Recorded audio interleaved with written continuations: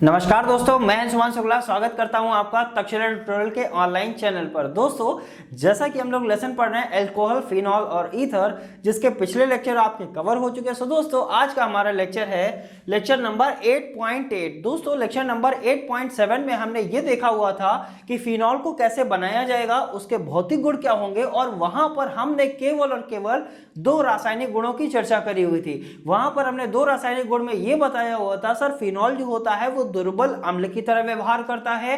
क्यों करता है? क्योंकि फिनॉल में कौन से आयन होते हैं? फिनॉक्साइड आयन होते हैं। और फिनॉक्साइड आयन कब बनता था? जब हम कहते थे सर हाइड्रोजन अपना एक इलेक्ट्रॉन ऑक्सीजन को दे देता है और H+ आयन के रूप में क्या हो जाता है? बाहर हो जाता है, तो फिनॉक्साइड आयन बन जाता है। और वहां पर हमने ये भी डिस्कस किया हुआ था, जो अल्कोहल होता है वो फिनॉल से कम अम्लीय होता है, या ऐसा भी समझ सकते हैं जो फिनॉल होता है वो अल्कोहल से अधिक अम्लीय होता है। क्यों होता है? क्योंकि वो अनुनाद के द्वारा क्या करता है, अपना स्थायी स्ट्रक्चर बना लेता है या स्थायी संरचना प्राप्त कर लेता है। इसीलिए वो क्या होता है सर, फिनॉल अल्कोहल से अधिक अम्लीय होता है। सो दोस्तों, ये सारी चर्चाएं हमने कहां पर करी थी? ये हमने लास्ट लेक्चर यानी लेक्चर नंबर 8.7 में की हुई थी।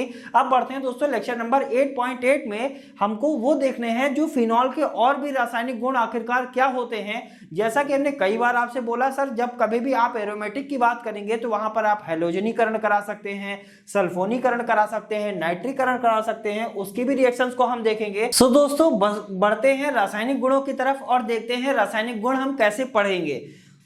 सो दोस्तों, यहां पर हमने पहला रासायनिक गुण लिया हुआ है।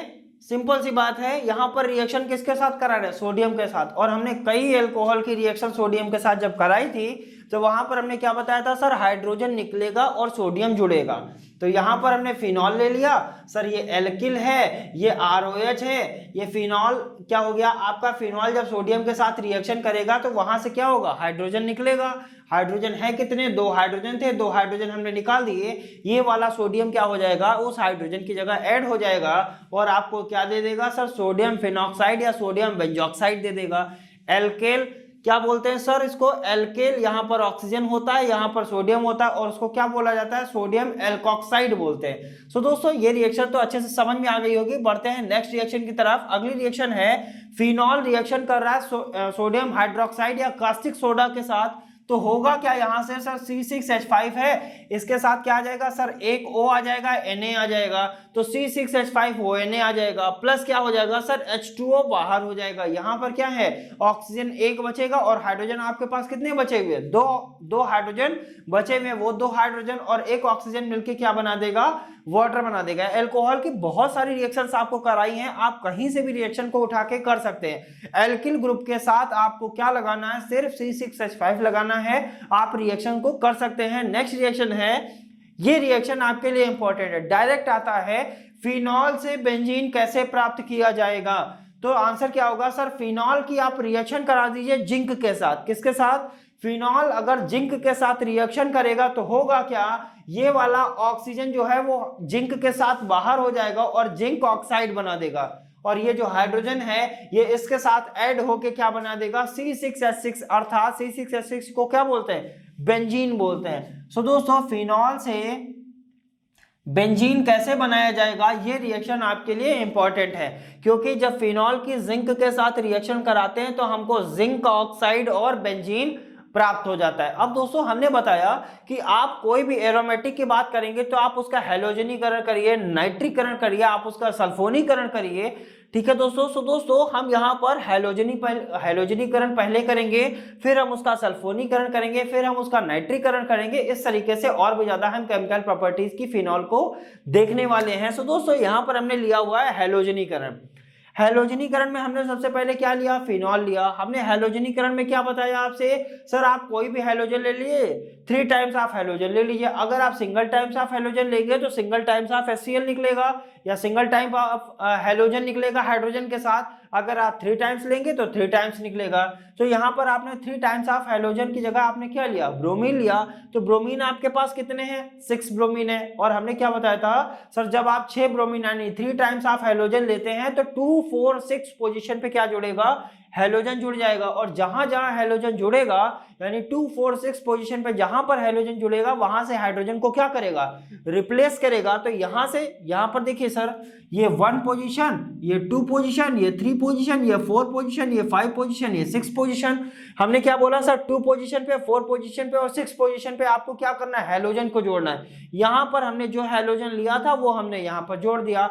अब जब यहां पर हैलोजन लगाया तो इसका मतलब यहां से हाइड्रोजन को हटाया होगा तभी तो लगाया। तो यहां से कितने हाइड्रोजन को हटाया होगा सर, 3 जगह हैलोजन लगाया मतलब 3 हाइड्रोजन को हटाया, तो 3 हाइड्रोजन हो गए। सर ब्रोमीन हमारे पास थे 6, 3 का यूज किया, बचे कितने, 3, इसका मतलब 3 टाइम्स ऑफ HBr बाहर हो जाएगा। सो ये क्या है आपका हैलोजनीकरण। बढ़ते हैं सल्फोनीकरण की तरफ।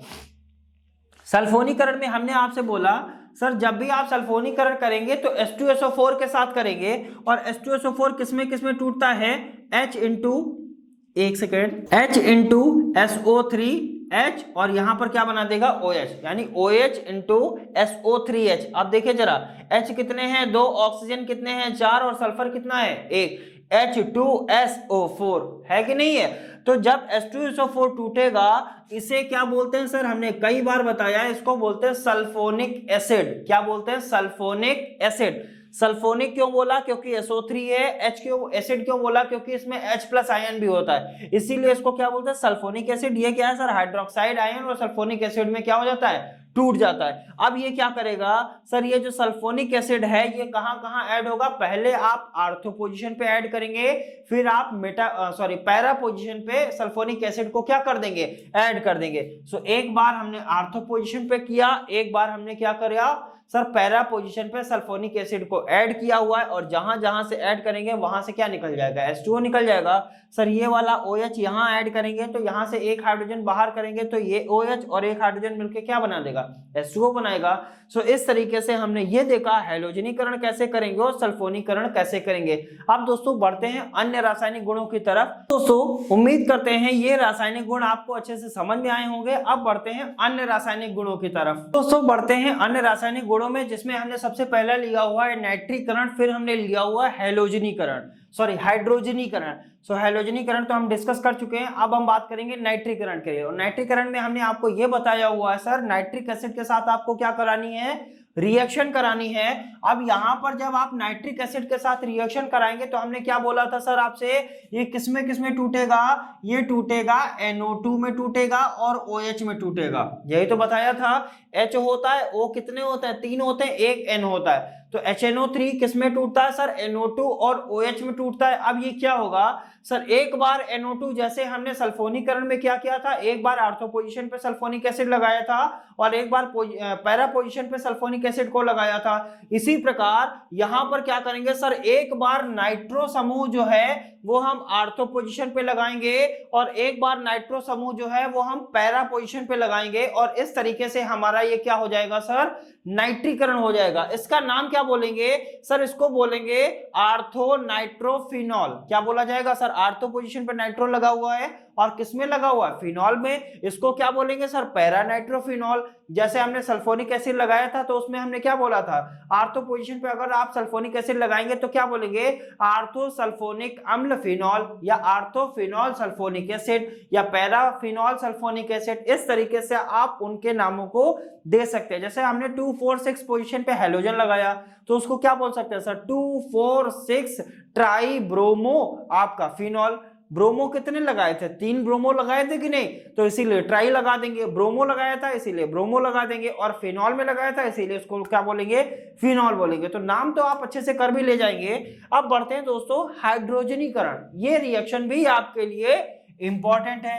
रिएक्शन इंपॉर्टेंट क्यों है, क्योंकि हमको इसमें क्या बनाना है, साइक्लोहेक्सेनोल। अब साइक्लो का मतलब क्या होता है दोस्तों, आपने पढ़ा भी होगा फर्स्ट ईयर में, इसे क्या बोलते हैं, एरोमेटिक रिंग। अगर इसके अंदर से रिंग को गायब कर दिया जाए तो ये क्या बोला जाएगा सर, साइक्लोहेक्सेन बोला जाएगा। क्या बोला जाएगा, इसको बोलते हैं सर साइक्लोहेक्सेन। हेक्सेन क्यों बोला, क्योंकि यहां पर 1 2 3 4 5 6 कार्बन है यानी हेक्सेन हुआ। साइक्लो क्यों बोला, क्योंकि ये साइक्लिक फॉर्मेशन में है। साइक्लिक फॉर्मेशन का मतलब क्या होता है सर, ये साइकिल बना रहे हैं। साइकिल का मतलब ये ओपन एंडेड नहीं है बल्कि क्लोज एंडेड है, यानी इनके एंड आपस में क्या हुए हैं, जुड़े हुए हैं, इसीलिए साइक्लो बोलते हैं।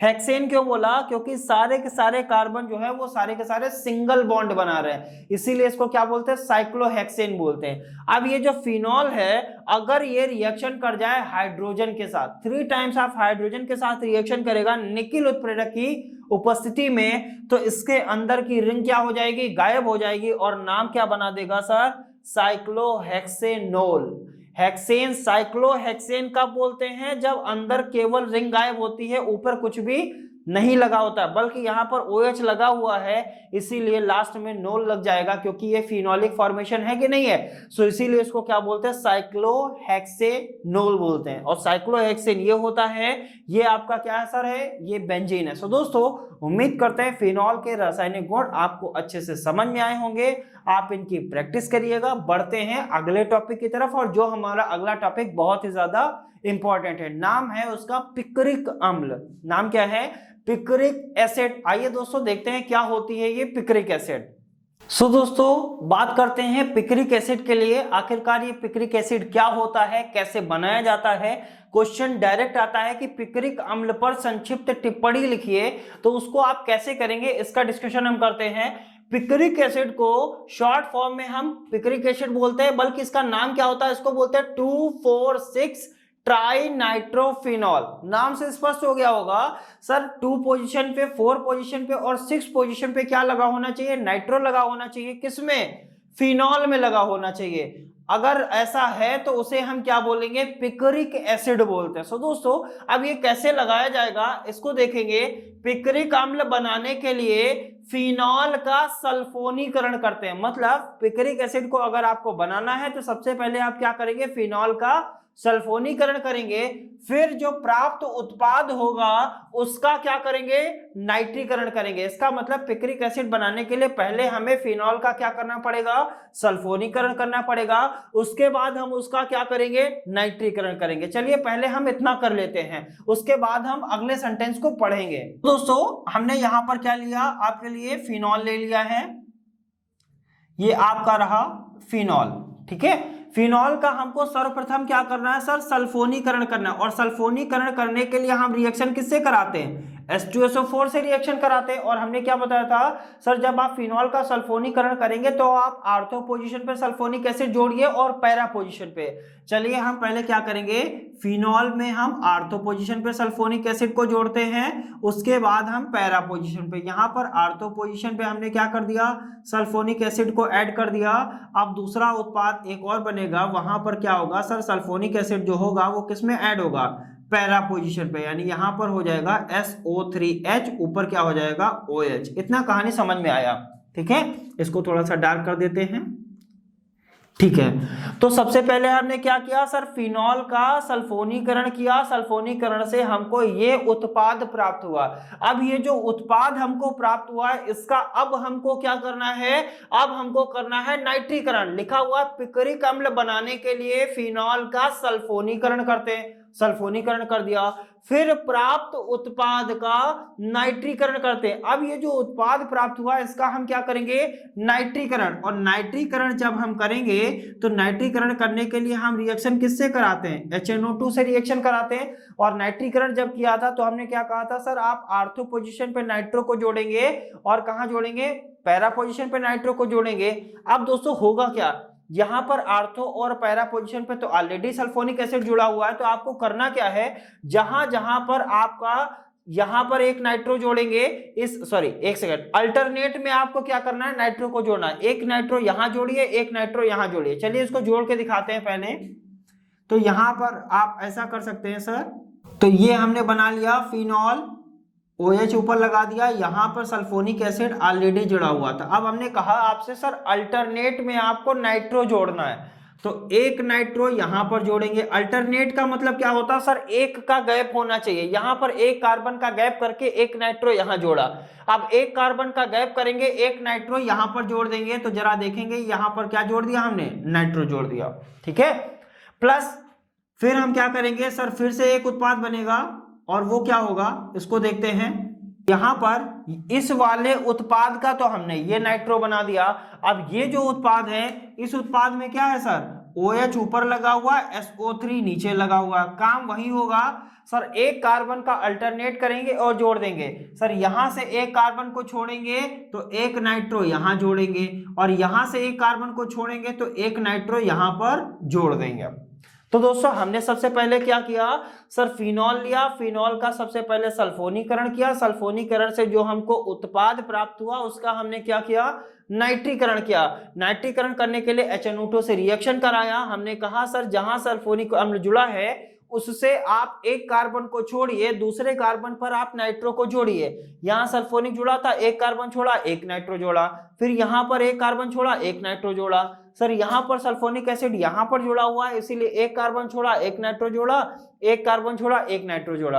अब इसका क्या करेंगे हम, सो दोस्तों यहां तक तो हमने कंप्लीट कर लिया, यहां तक हमने कंप्लीट कर लिया। फिर हमको क्या देखना है, लिखा है फिनॉल के सल्फोनिक अम्ल के उत्पाद नाइट्रिक अम्ल द्वारा ऑक्सीकृत नहीं होते हैं। कौन ऑक्सीकृत नहीं होता है, फिनॉल के सल्फोनिक अम्ल के जो उत्पाद होते हैं वो नाइट्रिक एसिड के द्वारा ऑक्सीकृत नहीं होते हैं। अगर ऑक्सीकृत नहीं होंगे तो होगा क्या इसमें, तो लिखा है तथा सल्फोनिक समूह जो होता है वो शीघ्रता से नाइट्रो समूह द्वारा विस्थापित हो जाता है। इसका मतलब ये जो सल्फोनिक समूह लगे हैं ये क्या हो जाएंगे, नाइट्रो समूह के द्वारा क्या हो जाएगा, विस्थापित हो जाएगा। कैसे विस्थापित होगा सर, ये वाला नाइट्रो इस सल्फोनिक को विस्थापित करेगा और ये वाला नाइट्रो इस वाले सल्फोनिक को क्या कर देगा, विस्थापित कर देगा। अगर ये विस्थापित करेगा तो कुछ इस तरीके से बन के आएगा, तो उसको भी बना लेते हैं। यहां पर ये बनाया, इस तरीके से हमने यहां पर इसको क्या कर लिया है, बना लिया है। तो हमने क्या बोला सर, यहां क्या लगा है, OH लगा है, अंदर क्या है सर, रिंग बनी है। अब ये वाला जो सल्फोनिक है ये वाला नाइट्रो क्या करेगा, विस्थापित करेगा। इसका मतलब सल्फोनिक को हटाएगा, यहां पर क्या जोड़ देगा, नाइट्रो को जोड़ देगा। यहां पर नाइट्रो ऑलरेडी जुड़ा हुआ, नाइट्रो नाइट्रो को कभी विस्थापित नहीं करता है, बल्कि नाइट्रो सल्फोनिक को विस्थापित करेगा। ये वाला नाइट्रो इसको विस्थापित करेगा, ये वाला नाइट्रो नाइट्रो को विस्थापित नहीं करेगा, बल्कि नाइट्रो ही ऐड हो जाएगा। और ये वाला जो सल्फोनिक है इस वाले नाइट्रो को ये वाला नाइट्रो जो है ये सल्फोनिक को क्या कर देगा, विस्थापित कर देगा। इसका मतलब यहां पर भी क्या लग जाएगा, नाइट्रो लग जाएगा। अब जरा देखिए 1 position, 2 position, 3 position, 4 position, 5 position and 6 position. जरा देखिए सर 2 पोजीशन पे नाइट्रो लगा है, 4 पोजीशन पे नाइट्रो लगा है और 6 पोजीशन पे क्या है आपका, नाइट्रो लगा है। और कितने नाइट्रो लगे, 3, इसीलिए इसको क्या लिखा, 2 4 6 try nitrophenol. Is that clear. तो इसको ही क्या बोलते हैं सर, इसे ही बोला जाता है पिकरिक अम्ल, पिकरिक अम्ल बोलते हैं। सो दोस्तों यहां से समझ में क्या आया सर, जो सल्फोनिक एसिड होता है वो नाइट्रिक के द्वारा ऑक्सीकृत नहीं होता है, बल्कि नाइट्रो समूह सल्फोनिक अम्ल को क्या कर देता है, विस्थापित कर देता है।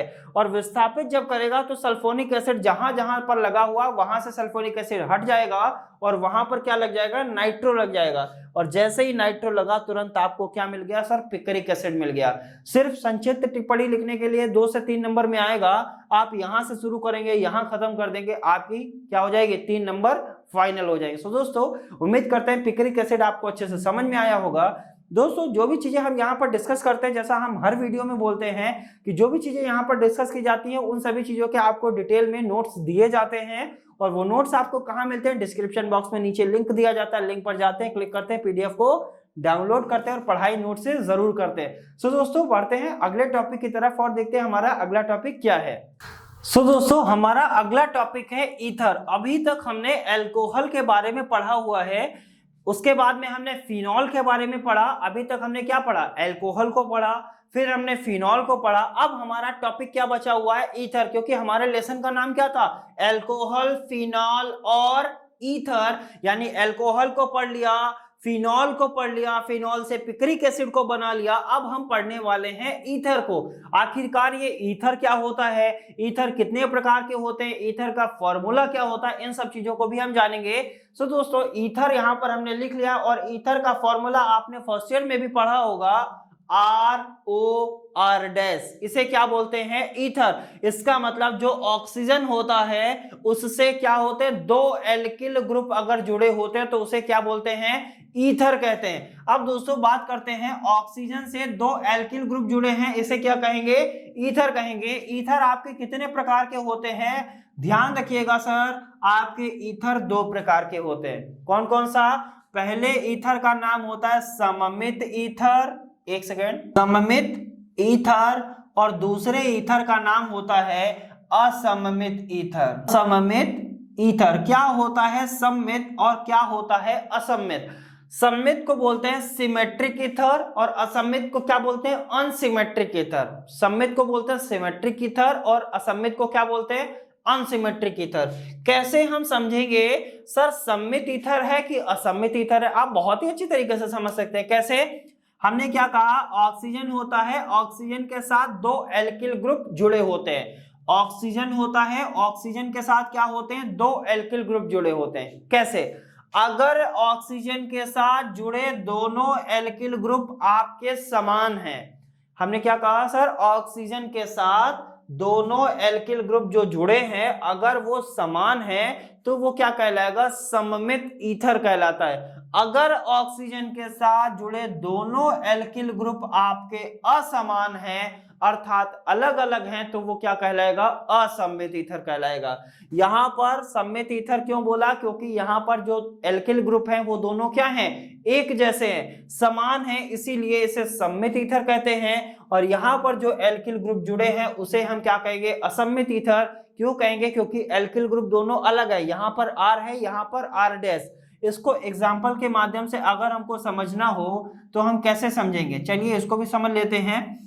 हमने क्या कहा सर, ऑक्सीजन से जुड़े दोनों एल्किल ग्रुप कैसे होने चाहिए? समान। अब जरा देखिए, ये वाला एल्किल ग्रुप और ये वाला एल्किल ग्रुप एक ही जैसा तो है, तो इसीलिए इसको क्या बोलेंगे? सममित ईथर। असममित की अगर बात करेंगे तो यहाँ CH3 जोड़ देते हैं, यहां पर O जोड़ देते हैं, यहां पर क्या जोड़ देते हैं? C2H5 जोड़ देते हैं। अब जरा देखिए, ये एल्किल ग्रुप अलग है और ये एल्किल ग्रुप अलग है, इसको बोलते हैं R- बोल देंगे। तो ये क्या हो जाएगा आपका? असममित ईथर, क्योंकि यहाँ मिथिल जोड़ा, यहाँ क्या जोड़ दिया? एथिल जोड़ दिया। यहाँ क्या है सर? यहाँ मिथिल जोड़ा, यहाँ मिथिल जोड़ा, इसीलिए इसको क्या बोलते हैं? सममित ईथर कहते हैं। सो दोस्तों, ईथर क्या होता है समझ में आया? ईथर क्या होता है सर? जहां पर ऑक्सीजन होता है उसके साथ दो एल्किल ग्रुप जुड़े होते हैं, ईथर कहलाते हैं। अब बात करते हैं सर, ईथर दो प्रकार के होते हैं, या तो वो सममित ईथर होगा या तो वो असममित ईथर होगा। सममित ईथर अगर होगा तो इसका मतलब क्या होगा सर? उसके दोनों एल्किल ग्रुप एक जैसे होंगे। अगर असममित ईथर होगा तो उसके दोनों एल्किल ग्रुप क्या होंगे? अलग अलग होंगे। सो दोस्तों, उम्मीद करते हैं ईथर का टॉपिक ये समझ में आया होगा। बढ़ते हैं कुछ और ईथर के बारे में और जानते हैं उनके बनाने की विधियां क्या होंगी, उसके भौतिक गुण क्या होंगे और रासायनिक गुण क्या होंगे। सो दोस्तों, हमने यहाँ पर टॉपिक लिखा हुआ है ईथर, यानी ईथर के बनाने की विधि। नॉर्मल ईथर पहले बनाते हैं कि आखिरकार ये देखेंगे ये ईथर बनेगा कैसे। तो दोस्तों यहाँ पर हमने क्या लिया हुआ है, इसको बोल सकते हैं R, इसको बोल सकते हैं H, इसको बोल सकते हैं R, इसको बोल सकते हैं H, यानी अल्कोहल लिया है। कितने अल्कोहल लिए?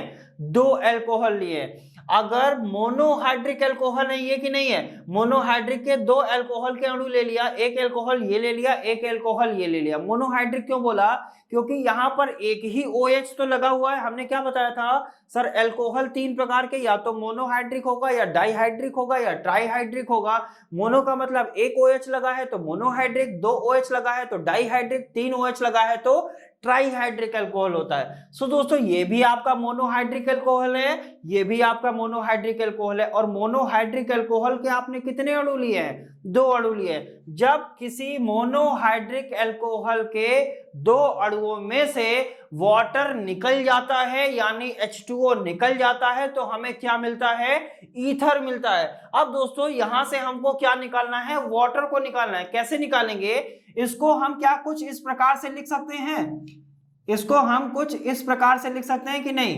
C2H5। बात तो वही है सर, C2H5OH ही लिखा है, हमको निकालना क्या है? वाटर। जरा देखिए, यहां से हम क्या करने वाले हैं, यहां से हम निकालेंगे वाटर को। यहां से हमने क्या कर दिया सर, HO निकल जाएगा, यानी H2O निकल जाएगा, तो आपके पास क्या बचा C2H5O, C2H5O और यहां पर क्या बचा C2H5। अब इसका मतलब क्या हुआ सर, जब मोनोहाइड्रिक एल्कोहल था, मोनोहाइड्रिक एल्कोहल के हमने दो अणु लिए और उनमें से वाटर को निकाल दिया तो हमको क्या मिल गया सर, ईथर मिल गया। ये तो हमें क्लियर हो गया। अब हम आपसे पूछे ये सममित ईथर है कि असममित ईथर है, तो आंसर क्या होगा सर, इसे सममित ईथर कहते हैं। क्यों कहते हैं, क्योंकि यहाँ पर R एक जैसा है और यहाँ पर भी R क्या है, एक समान है। दोनों एल्किल ग्रुप क्या है, समान है। इसको बोलते क्या सर, एथिल बोलते हैं। और एथिल कितने लगे हैं, दो एथिल लगे। किसमें लगे हैं, ऑक्सीजन में। तो इसका नाम क्या हो जाएगा सर, इसको बोलेंगे डाई एथिल ईथर। बोल सकते हैं कि नहीं। डाई क्यों लिखा, क्योंकि एथिल लगा है दो। एथिल क्यों लिखा, क्योंकि एथिल लगा है इसीलिए। और लगा किसमें, ऑक्सीजन में। ऑक्सीजन में लगने से क्या होगा सर, ये ईथर बनाएगा। अगर हम यहां पर लिख दें CH3OCH3 तो क्या हो जाएगा, डाइमेथिल ईथर हो जाएगा। हो जाएगा कि नहीं हो जाएगा। ठीक है दोस्तों। तो दोस्तों इस प्रकार से हमने ये देखा कि डाई एथिल ईथर कैसे बनाया जाएगा। अब बात करते हैं सर, डाई एथिल ईथर को ही बनाएंगे। डाई एथिल ईथर के बनाने की विधि देखेंगे, उसके भौतिक गुण क्या होते हैं, उसके रासायनिक गुण क्या होते हैं, इनकी भी चर्चा करेंगे। सो दोस्तों इसको हटाते हैं और डालते हैं हेडिंग डाई एथिल ईथर। दोस्तों बात करते हैं डाई एथिल ईथर। इसके बनाने की विधि में हमने सबसे पहले विधि लिया है विलियम संश्लेषण अभिक्रिया। क्या होती है विलियम संश्लेषण अभिक्रिया, ये भी हमने आपको कराई हुई है, तो समझने की कोशिश करते हैं। सर ये क्या लिखा हुआ है, C2H5ONa, इसको क्या बोलते हैं, सोडियम एथॉक्साइड। अगर R लगा होता है तो सोडियम एल्कोक्साइड। अगर C2H5 लग गया यानी एथिल लग गया तो इसीलिए क्या बोलेंगे, सोडियम एथॉक्साइड बोलेंगे। सो दोस्तों यहां पर हमने क्या बना दिया, सोडियम एथॉक्साइड। किसके साथ रिएक्शन कर रहा है, एल्किल हाइलाइड के साथ। R for alkyl, H for halide. Halide की जगह हमने क्या ले लिया, आयोडाइड। तो सिंपल सी बात है सर, ये वाला Na इस हैलाइड के साथ क्या करेगा, रिएक्शन करके बाहर हो जाएगा और आपको क्या बना देगा sir, C2H5O, C2H5, C2H5O, C2H5 और डाईएथिल ईथर आपको मिल गया कि नहीं मिल गया। सो दोस्तों उम्मीद करते हैं विलियम संश्लेषण अभिक्रिया कई बार आपने करी हुई भी है, आसान भी है, अच्छे से समझ में भी आ जाएगी। सिंपल सी बात है सर, सोडियम एल्कोक्साइड लीजिए, उसकी अगर आप एल्किल हैलाइड के साथ रिएक्शन कराएंगे तो आपको ईथर प्राप्त हो जाएगा और सोडियम हैलाइड अलग हो जाएगा। बढ़ते हैं अगली रिएक्शन की तरफ। ये रिएक्शन हमने अभी आपको कराई हुई थी।